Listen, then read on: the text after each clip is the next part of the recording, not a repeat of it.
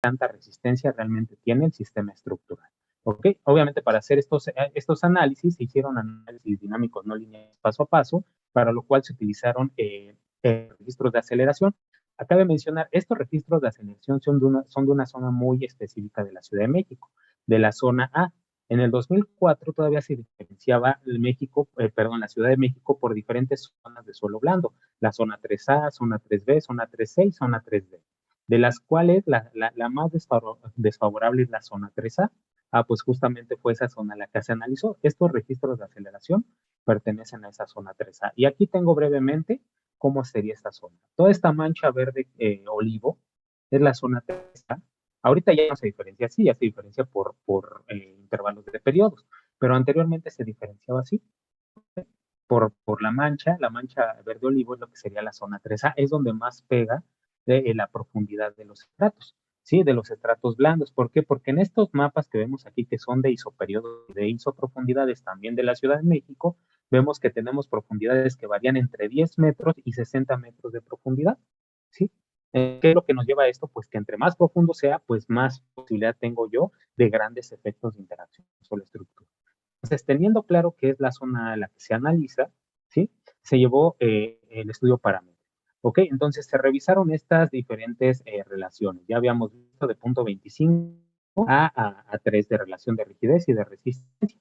Pero no solo eso, platicamos sobre los factores de corrección por irregularidad.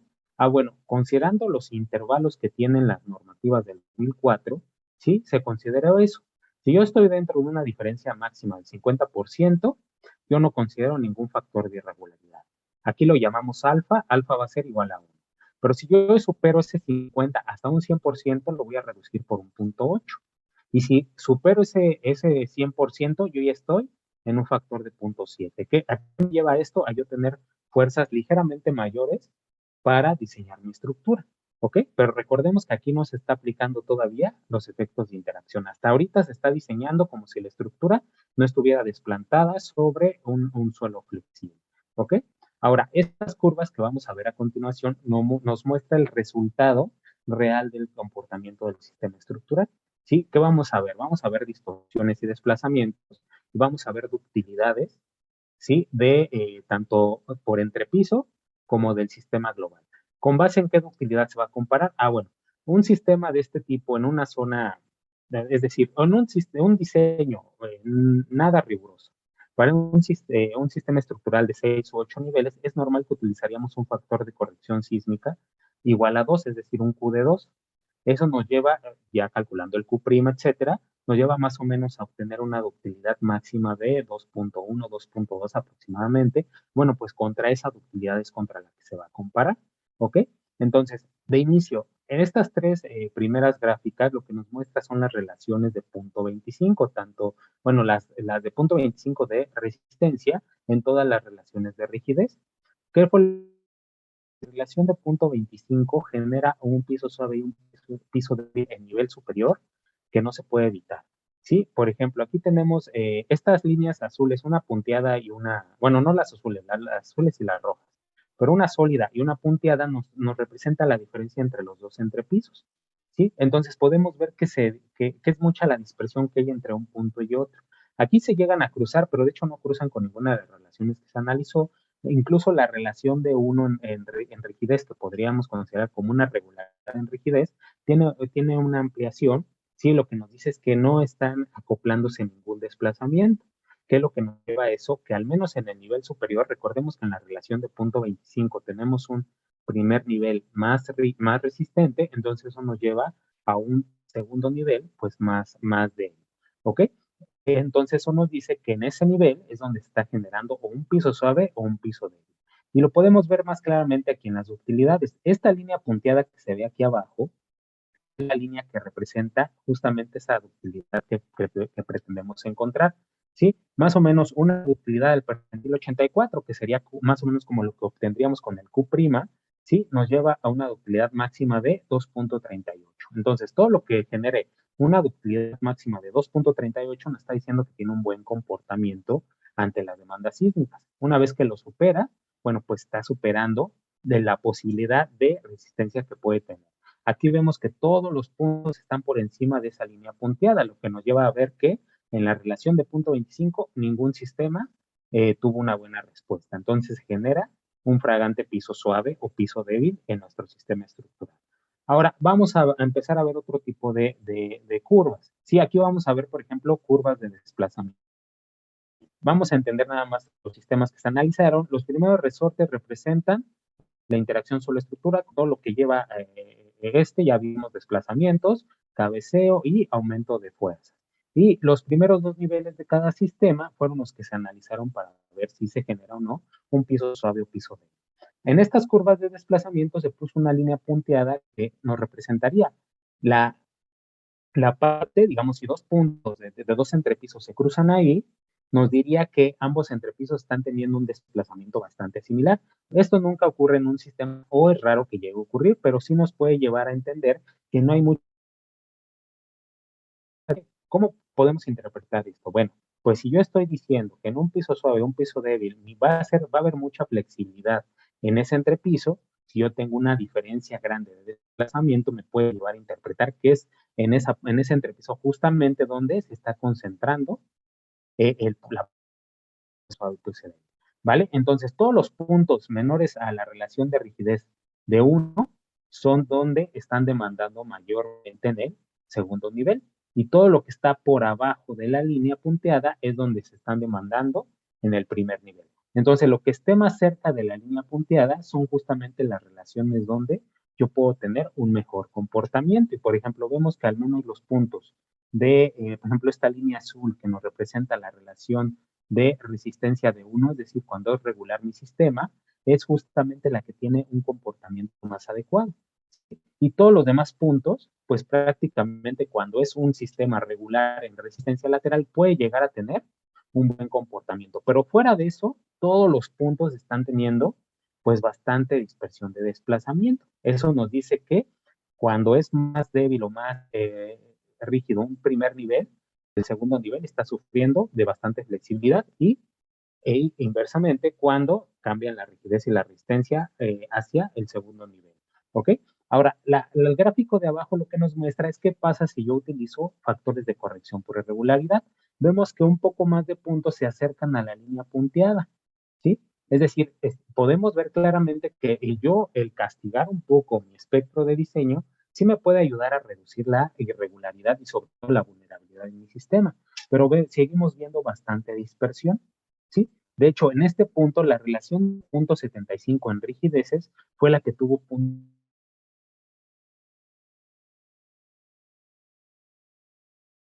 de. Por ejemplo, aquí tenemos distorsiones relativas. ¿Sí? ¿Qué tipo de distorsiones relativas? La estamos comparando contra el sistema regular. Recordemos que el sistema regular es cuando nuestra estructura tiene la misma rigidez en resistencia en todos los entrepisos. ¿Ok? Entonces, si esta línea punteada ahora me dice, este es tu comportamiento de estructura regular y todo lo que esté cerca de esa línea va a tener un comportamiento como de estructura regular, pues podemos ver que las relaciones de rigidez de 1 a tal vez 1.5, ¿sí? Casi en todas las relaciones de resistencia, pues parecen tener un buen comportamiento, tanto en el sistema de 6 como en el de 8 niveles, ¿sí? Ahora, abajo nos muestra la distorsión por entrepiso, ¿sí? Ahora la relación entre ambas. Ya no es con respecto al comportamiento regular. Vamos a ver qué pasa con respecto a cada uno de los entrepisos. Recordemos a dónde nos lleva esto. Si yo veo mucha dispersión entre ambos entrepisos, eso me dice que se está concentrando la flexibilidad en uno de ellos. ¿Y qué vemos aquí? Porque justamente todos tienen dispersión, ninguno se cruza. Si acaso aquí se puede llegar a cruzar en la relación de 1.25, ¿sí? Y tal vez en la de 1, pero bueno, aquí ni siquiera coinciden las mismas curvas. En la de 1.25 podría llegar a cruzarse, pero vemos bastante dispersión. ¿A qué nos lleva esto?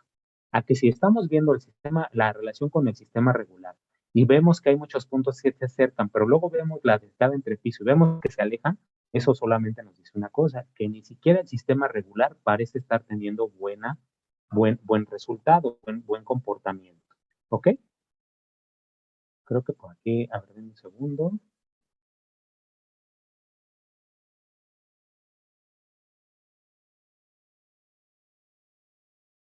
Sí, sí, cierto. A ver, voy a aprovechar antes de continuar, para no marearlos con tanta curva y tanto punto. Voy a contestar aquí dos preguntas. Nos pregunta Diana Puerto.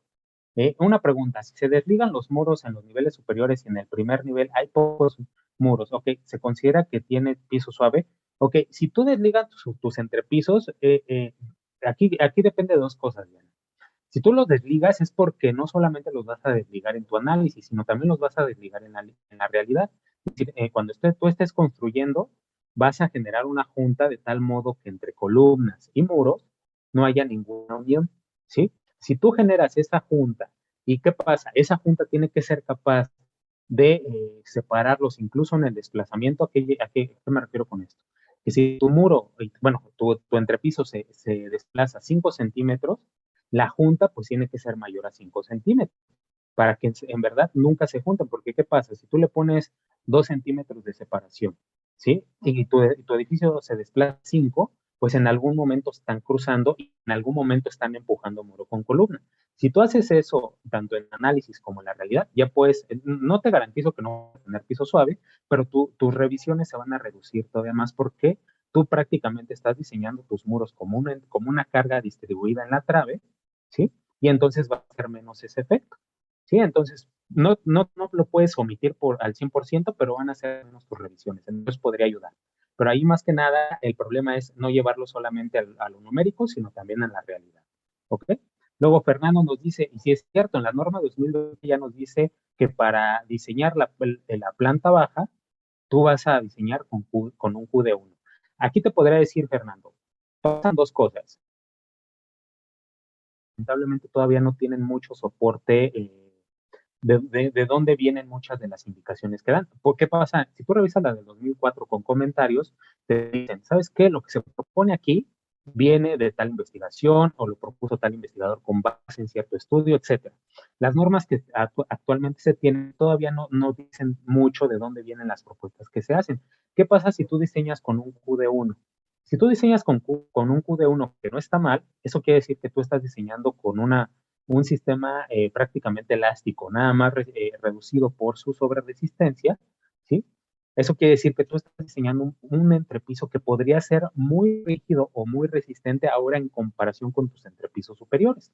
Y justamente lo que estamos mostrando en este estudio, sí, o sea, no te voy a decir que este estudio es ya la representación real de un universo que por estudiar, pero te empieza a mostrar que también hay efectos inversos, es decir, que no solamente se puede formar un piso suave o débil en una planta baja o en un piso débil, sino también en un nivel superior, y eso pues puede ser contradictorio, es decir, de uno y por ende diseñas más rígido y más resistente, a lo mejor estás dejando ahora fuera de vista tus siguientes entrepisos, ¿ok? Es el único comentario.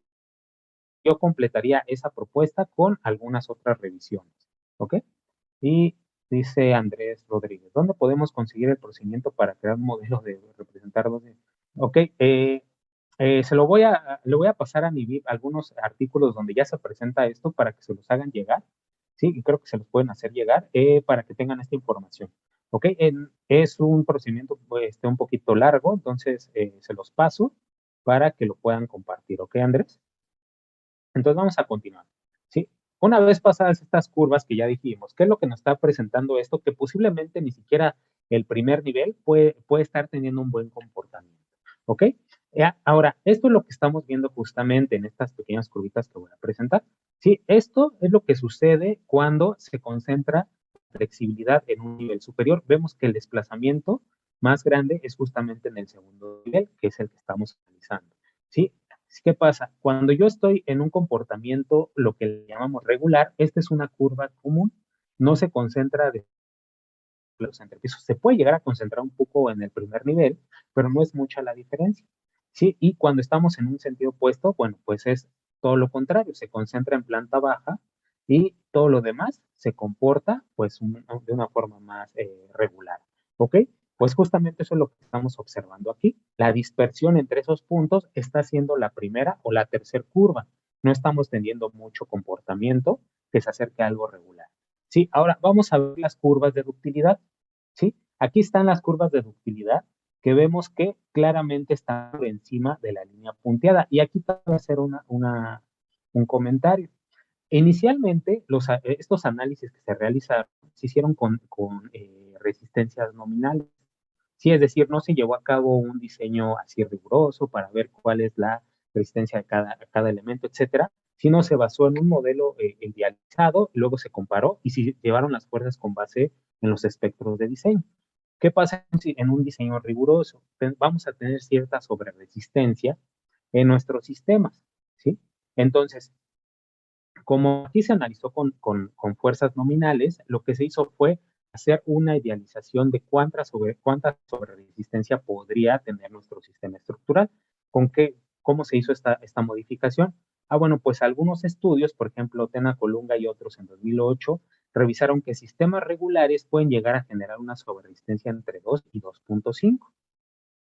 Y Sosen en el 80 analizaron muchos edificios a escala real, ¿sí? En mesa vibradora para ver qué tan irregulares todos estos, para ver cuánta sobreresistencia generaban, bueno, todos muchas otras variables, y vieron que esta sobreresistencia 14 y 1.3. Con base en esto se modificaron los sistemas regulares con una sobreresistencia de 2, ¿sí? Y los sistemas irregulares con una sobreresistencia de 1.3. Y vamos a ver, ni siquiera ese actuar, perdón, de sobreresistencia, se tuvieron puntos que estuvieran por debajo de la ductilidad permisible. Esta línea punteada nos representa la ductilidad permisible. Recordemos que es de 2.38, que sería como la Q', ¿ok? Solamente una curva tuvo comportamientos más adecuados. ¿Cuál fue? Justamente la que habíamos comentado antes, la relación de punto 75. ¿Sí? Entonces aquí vemos estos puntos verdes que se ven por abajo de la línea punteada son la relación de punto 75 en resistencia y es prácticamente los puntos de rigidez de punto 75 a 1.5 donde muestra ese comportamiento. Fuera de eso, también está por encima de esta ductilidad permisible. Sí, y aquí otra vez se hace la comparativa con la respuesta del sistema regular. Vamos a ver, si tomáramos solamente en cuenta la respuesta del sistema regular, perdón, veríamos que un montón de puntos están por debajo, es decir, que pareciera que un montón de relaciones están teniendo un comportamiento adecuado, pero ya vimos qué pasa aquí. Realmente aquí vimos algo muy interesante, ni siquiera el sistema regular, que es el que mejor se comporta en un análisis adecuado, ¿ok? ¿A qué nos lleva esto? Pues a entender a qué tipo de problemas nos puede llevar el no considerar adecuadamente la interacción sobre estructura, ¿ok? Ahora, si consideramos el uso de factores de corrección por irregularidad, ¿qué es lo que sucede? Pues reduce ligeramente o drásticamente, dependiendo del punto en el cual se esté analizando, la respuesta. Por ejemplo, esta curva de aquí abajo es donde se utilizaron esos factores de corrección y vemos que un poco más de puntos están por debajo de nuestra línea punteada, pero en realidad otra vez la única curva que tuvo un buen comportamiento fue la de punto 75. Es decir, una curva de punto 75 que nos dice que tenemos un primer nivel más resistente que el nivel superior, pero con relaciones de rigideces que nos llevan a tener tanto un primer nivel más rígido o un segundo nivel más rígido. ¿Y a qué podemos entender con esto? Que para poder resistir las fuerzas debemos de tener siempre un buen balance de rigidez y de resistencia. ¿Ok? Ahora, por último, ya para terminar con estas curvas, se hizo, bueno, estas son de las ductilidades de entrepiso, ¿sí? Una ductilidad de entrepiso, ¿cuánto tiene que ser mi ductilidad de entrepiso? Aquí no vamos a comparar que ese es el comportamiento global. Un entrepiso puede llegar a una ductilidad más o menos que en este caso puede variar tal vez entre 2, tal vez hasta 5 máximo, ¿sí? Ductilidad entre piso, pero aquí vemos que están generando ductilidades que van hasta 20, ¿sí? Una ductilidad de 20. Si lo viéramos en una curva de capacidad, veríamos que con esa ductilidad de 20, pues prácticamente ya hay articulaciones plásticas, tal vez en todo el sistema, tal vez ya hay colapsos parciales, ¿sí? Entonces, una ductilidad tan alta simplemente nos lleva a entender que nuestro entrepiso, pues prácticamente ya está dañado, ¿ok? Entonces vemos que igualmente casi ningún punto llega a tener un comportamiento adecuado. Aquí parece que esta línea punteada, que es la relación de punto 66, tiene pues ductilidades menores a 5, pero en realidad si lo comparamos con el siguiente entrepiso, pues no está teniendo un buen comportamiento. ¿Ok? Y esto es prácticamente lo que estamos obteniendo con esa interacción, ¿sí? Concentración de desplazamientos en cada uno de los entrepisos en el cual se empieza a ver vulnerabilidad, ¿ok? Si lo vemos en la regular, bueno, pues pareciera que no sucede nada, pero no, la realidad es que también se llega a concentrar en el primer nivel, ¿sí? Y en las dos relaciones que van por abajo, por arriba de la regular, bueno, pues ahí vemos un claro cambio de flexibilidad, ¿ok? Ahora, por último, nada más para hacer una comparación final, ¿sí? Esto se le llama Drift Concentration Factor, que sería como el factor de distorsión concentrada, y una ecuación que propusieron estos investigadores para ver qué tan lejos o qué tan cerca estamos de una posibilidad de piso débil, ¿sí? Entonces dice, mira, tú calcula este factor. Si este factor está muy cerca de 1, es decir, es menor a 1 o está muy cerca de 1, eso quiere decir que posiblemente tu sistema no va a generar un piso débil, ¿ok? Muy alejado del 1, ¿cuánto? Bueno, pues no nos dice realmente cuánto, pero podríamos ver que puede ser tal vez un 10-15% más arriba del 1, pues ya vas a empezar a tener problemas de piso débil. Entonces, por ejemplo, aquí vemos que muchos de los puntos al principio están por arriba. Esto es justamente cuando se concentra el piso débil en el nivel superior. Y vemos que una vez que pasa la relación de, ni siquiera la de 1, parece que la de 0.75, se empiezan a concentrar en el nivel inferior, ¿ok? Igual en esto que vemos aquí, ¿sí? Ahora, esto es tanto en el de 6 y 8 niveles. Ahora, aplicando factores de corrección por regularidad, llegamos a rescatar algunos puntos, ¿ok? Por ejemplo, sobre todo en el segundo nivel, es donde más se protege, pero el primer nivel, a partir de la relación de 1.5, empieza a tener también bastante daño. ¿A qué nos lleva esto? A que los resultados anteriores posiblemente nos están presentando un piso suave, sí, no tanto un piso débil, porque el piso débil, bueno, pues lo estoy calculando aquí, sí, y sí se presenta, pero en ciertos puntos, pero las respuestas anteriores me muestran claro que lo que se está presentando es un piso suave y más desfavorable. Si comparamos los resultados de estas curvas con las anteriores, muestra que no solamente tengo piso suave, sino también piso débil. Es decir, tengo ambas vulnerabilidades en mi sistema estructural, ¿sí? Entonces, como comentarios finales, ya para terminar, tenemos lo siguiente. Es necesario siempre considerar la interacción solo-estructura cuando estemos desplantados sobre terrenos blandos o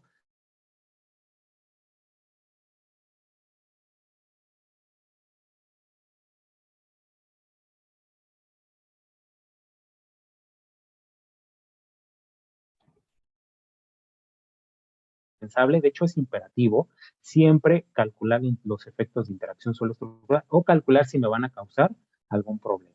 Y ya vimos que el no considerarlo, bueno, pues nos lleva, o no considerarlo cabalmente, porque realmente este estudio nos llevó a no considerarlo cabalmente. ¿Sí? ¿A qué nos lleva? A que nuestra estructura va a ser vulnerable y si tiene posibilidad de generar piso suave, piso débil, bueno, pues se va a aumentar todavía más esa vulnerabilidad. ¿Sí? Al no considerar la interacción solo estructura correctamente, la reacción del sistema estructural será inminente a un daño, ¿sí? Y la segura formación de pisos suaves o pisos débiles si ya se tiene esta vulnerabilidad por no tener un adecuado balance de rigidez o de resistencia entre mis entrepisos. Entonces, no solamente los efectos de interacción, sino también en qué relaciones puedo o no puedo encontrarme una posible vulnerabilidad ante piso suave o piso débil, ¿sí?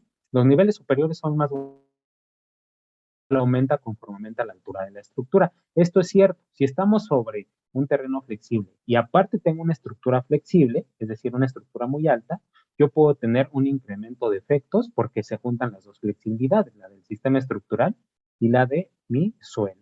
¿Ok?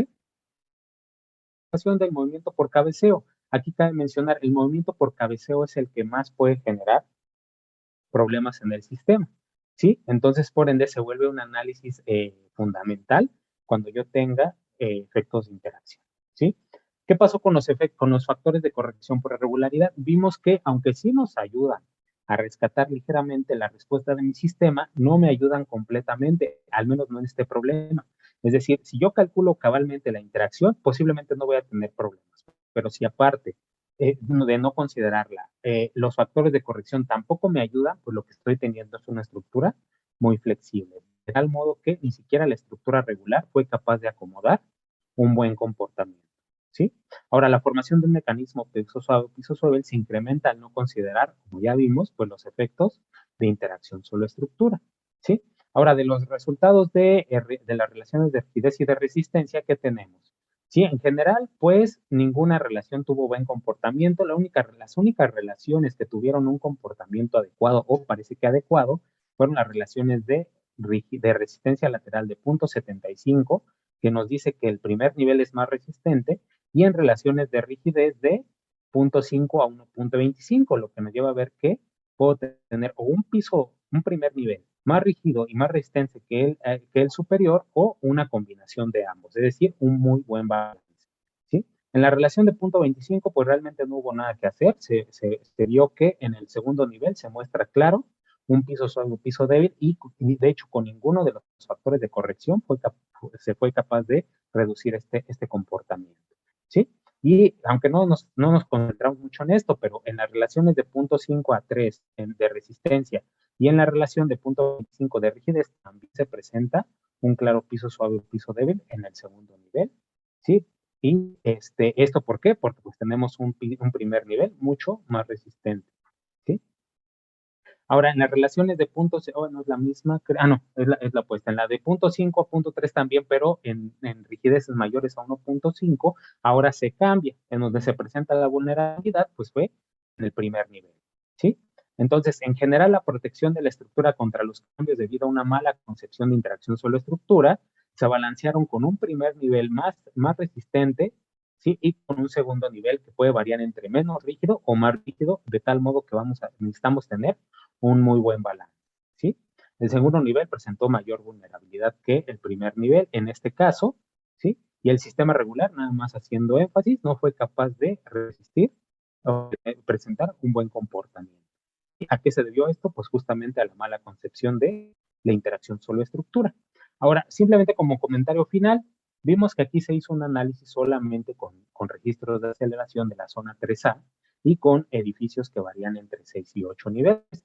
Aún queda mucho por analizar, muchas alturas, otras zonas de la Ciudad de México y de hecho en otras partes del mundo, pero lo que sí es claro es que abre una puerta a hacer nuevas concepciones sobre estos temas, no solamente el de piso suave o piso débil, sino también los efectos que pueden generar con respecto a la interacción solo estructura.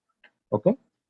No me quiero ir sin antes dar un agradecimiento. Primero al doctor Arturo Tena Colunga, que a lo mejor no está presente, pero fue revisor en esta investigación, sí, al Consejo Nacional de Ciencia y Tecnología por el apoyo económico para realizar la misma, sí, y bueno, pues sería todo por mi parte. Muchísimas gracias.